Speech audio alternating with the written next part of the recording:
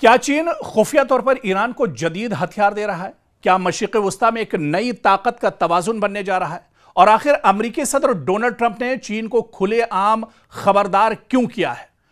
और अगर ये तमाम खबरें दुरुस्त हैं कि चीन ईरान के साथ है, तो फिर क्या अब पूरा मशरिक़ वस्ता एक तरह से नई कशीदगी की लपेट में आ रहा है? बल्कि अब एशियाई जो ममालिक हैं वो भी अब इस कशीदगी की लपेट में आ रहे हैं। अब यहां से आप देखिए कि इस जंग का दायरा बढ़ रहा है, क्योंकि अमेरिकी सदर डोनाल्ड ट्रंप ने कहा है कि अगर चीन ईरान को हथियार फराहम करता है तो इन्हें बहुत ज्यादा मायूसी होगी। ट्रंप का कहना है कि चीनी सदर शी जिनपिंग ने इन्हें जाती तौर पर यकीन दहानी कराई थी कि बीजिंग ईरान को असलाहा फराहम नहीं करेगा। लेकिन जो रिपोर्टें गश्त कर रही हैं, इससे पहले जो रिपोर्ट हमने बनाई और डिटेल में आपको बताया कि मैन पैड्स अब चीन ईरान को दरअसल देने वाला है और इस पर तकरीबन जो डील है वो भी ईरान के साथ हो चुकी है। तो ये एक अमेरिका के लिए बहुत बड़ा झटका होगा और इसी वजह से अब अमेरिकी सदर डोनाल्ड ट्रंप का इस पर बयान भी आ रहा है। और यह बयान ऐसे वक्त में आया है जब बाज मीडिया रिपोर्ट्स में दावा किया गया है कि ईरान को बहुत जल्द ही चीन के तैयार करदा सैकड़ों शोल्डर फायर्ड मिसाइल मिल सकते हैं और ये वो हल्के लेकिन इंतहाई खतरनाक मिसाइल होते हैं जिन्हें एक शख्स अपने कंधे पर रखकर फायर कर सकता है। और ये हेलीकॉप्टर, ड्रोन्स और कम बुलंदी पर यानी नीचे सतह पर जो परवाज करने वाले तैयारों के लिए ये बहुत बड़ा खतरा समझे जाते हैं। और अगर ईरान को वाकई इस नौयत के जदीद हथियार मिलते हैं तो इसकी दिफाई सलाहियत में नुमाया इजाफा होगा। ईरान कहीं ना कहीं एक तरह से मैदान में और मजबूत हो जाएगा और यही वजह है कि अमेरिका इस पूरे मामले पर गहरी नजर रखे हुए है। ट्रंप ने वाज़े अल्फाज में कहा है कि वो इस खबर से खुश नहीं है। अगर चीन ने वाकई ऐसा किया तो ये दोनों जो ममालिक हैं यानी चीन और अमेरिका के दरमियान एतमाद को शदीद नुकसान पहुंचाएगा। इनके मुताबिक शी जिनपिंग ने इन्हें यकीन दिलाया था कि चीन ईरान को असलाहा फराहम नहीं करेगा, इसलिए वो उम्मीद करते हैं कि ये रिपोर्ट्स दुरुस्त साबित नहीं होंगी। दूसरी तरफ चीन का मौकफ यह रहा है कि वो मशरिक़ वस्ता में कशीदगी कम करने का ख्वाह है और तमाम फरीकों से मुज़ाकरात की हिमायत करता है। ताहम बीजिंग ने इन ताज़ा रिपोर्ट्स पर बाज़ाब्ता तौर पर कोई वाज़ेह तबसरा नहीं किया है। लेकिन इतना जरूर है कि यह मामला सिर्फ अमेरिका और चीन तक महदूद नहीं है। अगर ईरान को जदीद हथियार मिलते हैं तो इजराइल, खलीजी ममालिक और अमेरिका के लिए नई सिक्योरिटी तशवीश पैदा हो सकती है मशरिक़ वस्ता में। दूसरी जानिब ईरान का मौकफ है कि उसे अपनी दिफाई सलाहियत मजबूत करने का यानी अपनी सिक्योरिटी और अपनी हिफाजत का मुकम्मल हक हासिल है, ख़ासतौर पर ऐसे वक्त में जब पूरे खित्ते में मुसलसल कशीदगी और फौजी दबाव मौजूद है।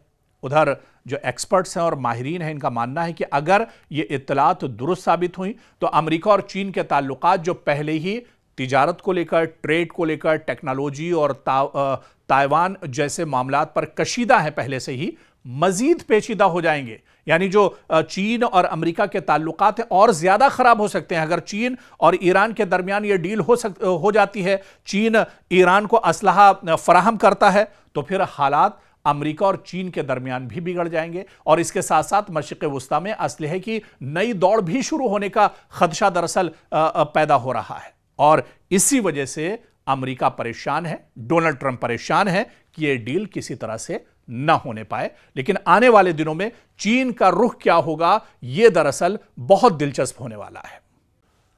अगर बुहैरे अहमर में जहाज महफूज न रहे तो सिर्फ मशरिक़ वस्ता ही नहीं बल्कि पूरी दुनिया की तिजारत हिलकर रह जाएगी।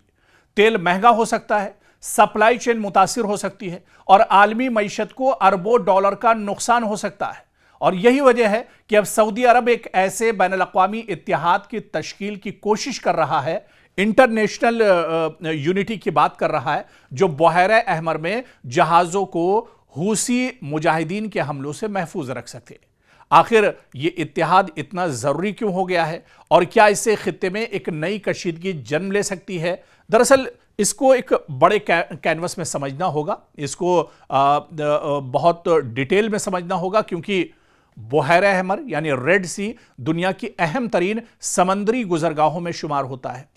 एशिया, यूरोप और मशरिक़ वस्ता के दरमियान होने वाली आलमी जो ट्रेड का बड़ा हिस्सा इसी रास्ते से गुजरता है। रोजाना लाखों बैरल तेल और बेशुमार तिजारती सामान इसी समंदरी रास्ते से दुनिया भर तक पहुंचता है। लेकिन गुज़िश्ता कई बरसों से यमन के हूसी लड़ाकों की जानिब से बुहैरे अहमर में तिजारती जहाज़ों पर मिसाइल, ड्रोन और दीगर हमलों ने इस रास्ते को गैर महफूज बना दिया है। हूसियों का कहना है कि वो गजा जंग के तनाजुर में इजराइल या इससे वाबस्ता जहाज़ों को निशाना बनाता है। ताहम इन हमलों की जद में कई दूसरे ममालिक के तिजारती जहाज़ भी आ चुके हैं। अब खबर यह है कि सऊदी अरब बुहैरे अहमर में जहाजरानी के तहफ़्फ़ुज़ के लिए एक बैनुल अक़वामी इत्तिहाद बनाने की कोशिश कर रहा है। रॉयटर्स के मुताबिक सऊदी हुकाम मुख्तलिफ ममालिक से बातचीत कर रहे हैं ताकि एक ऐसा मुश्तरका निज़ाम बनाया जा सके जो इस अहम समंदरी रास्ते को महफूज रख सके, क्योंकि अब धड़कनें सऊदी अरब की भी बढ़ने लगी हैं। सऊदी अरब पर भी अब तेल की किल्लत एक तरह से हो सकती है अगर रेड सी को हूसी लड़ाके अगर पूरी तरह सील कर देते हैं। इस इत्तिहाद का मकसद सिर्फ फौजी कार्रवाई नहीं बल्कि मालूमात का तबादला भी होगा, मुश्तरका निगरानी, बहरी गश्त और जरूरत पड़ने पर हमलों का फौरी जवाब देना भी हो सकता है। सऊदी अरब के लिए यह मामला इसलिए भी अहम है क्योंकि बुहैरे अहमर यानी रेड सी के साहिल पर उसके बड़े तिजारती मंसूबे, बंदरगाहें और न्योम जैसे मेगा प्रोजेक्ट्स मौजूद हैं। अगर यह रास्ता गैर महफूज रहता है तो न सिर्फ सऊदी मैशत बल्कि आलमी तिजारत भी इससे एक तरह से मुतासिर हो सकती है।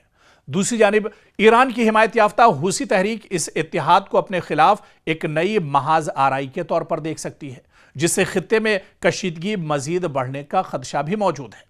सवाल यह भी है कि क्या इस मुजव्वजा इत्तिहाद में अमरीका, यूरोपीय ममालिक और खलीजी रियासतें जो हैं शामिल होंगी, या सऊदी अरब एक अलग इलाकाई सिक्योरिटी फ्रेमवर्क कायम करेगा। फिलहाल इस पर हतमी फैसला सामने नहीं आया, लेकिन सिफारती राब्ते तेजी से अब इस पर जारी हैं। और आप देखिए कि बुहैरे अहमर अब सिर्फ एक समंदरी रास्ता नहीं बल्कि एक आलमी मईशत, तवानाई की तरसील और मशरिक़ वस्ता की सियासत का मरकज बन चुका है। अगर सऊदी अरब वाकई एक मौसर बैनुल अक़वामी इत्तिहाद कायम करने में कामयाब हो जाता है तो जहाजरानी को तहफ़्फ़ुज़ मिल सकता है, लेकिन साथ ही खित्ते में ताकत के तवाज़ुन और ईरान हूसी महाज के साथ कशीदगी में भी इजाफा हो सकता है।